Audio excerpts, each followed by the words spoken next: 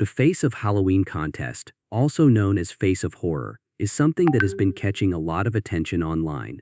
On the surface, it looks like a fun and exciting competition for horror fans where people can submit their photos and compete to be crowned the winner. The contest promises a big prize, thousands of dollars in cash, a photo shoot with Kane Hodder, and even a stay at the famous Buffalo Bill's house. It sounds like a dream opportunity for fans of the horror community. But when you start digging into how the contest actually works and what people are saying, a very different picture starts to form. The way it usually works is pretty straightforward at first. You sign up, get accepted into the competition, and then people can vote for you. Each supporter can give one free vote a day through Facebook, but the main engine of this contest is the paid voting system. Supporters can buy extra votes with money, and those votes go toward your standing in the contest. The twist is that the contest isn't one big leaderboard. Instead, there are thousands of smaller groups, each starting with around 90 to 100 people. You're not really competing with everyone in the contest. You're just competing in your little group.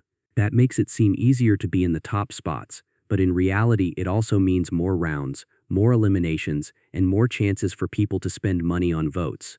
A lot of participants describe the contest as pay to win. Free daily votes help, but they rarely carry someone very far unless they also have a big circle of friends and family willing to donate.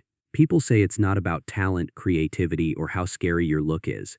It comes down to who has the deepest pockets or the most generous supporters.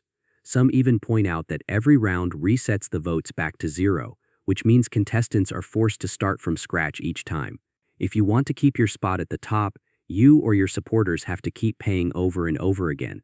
That's why many believe the contest is structured less like a fair competition and more like a professional fundraising machine. The organizers defend the contest by saying it raises money for children's charities, and some portion of the donations does go toward organizations like the B+ Foundation. But several people in reviews question how much really makes it to charity after prize money, marketing, and company profits are taken out.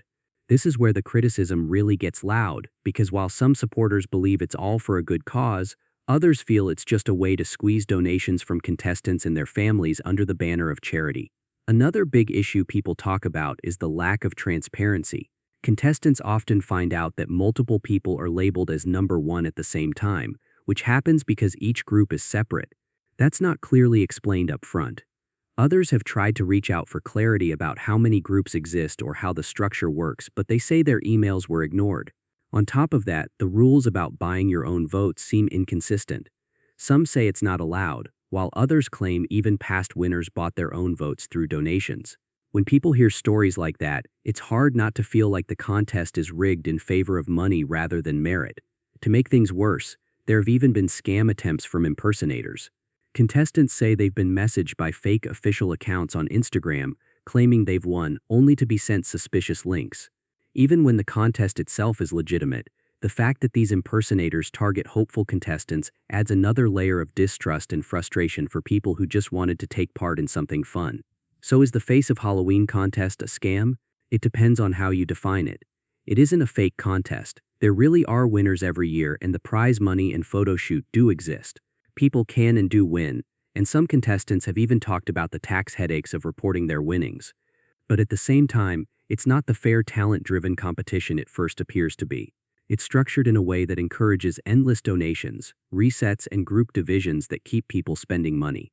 Many participants feel tricked because they thought they were competing on a level playing field when in reality, the entire thing is designed to make fundraising the true deciding factor. In the end, whether it feels legit or like a scam really comes down to your expectations. If you enter thinking it's a fun way to raise money for charity, and you're not expecting a fair skill-based competition, you may enjoy it. But if you go in thinking it's about being the scariest or most creative face of Halloween, you might walk away disappointed.